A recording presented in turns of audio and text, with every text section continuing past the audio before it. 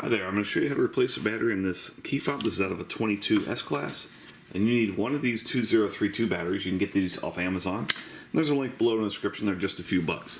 First thing you want to do is push this button and pull the emergency key out. Then take your emergency key, place it right here, and give the back half a twist.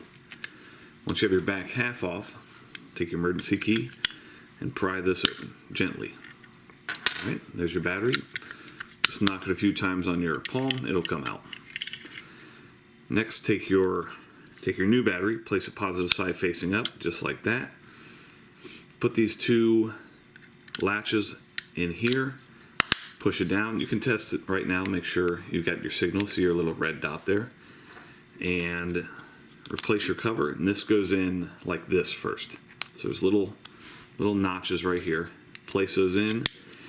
Give it a squeeze, and then take your mechanical key, slide that back in, and you're done. Thanks so much for watching. Make sure you hit that thumbs up button.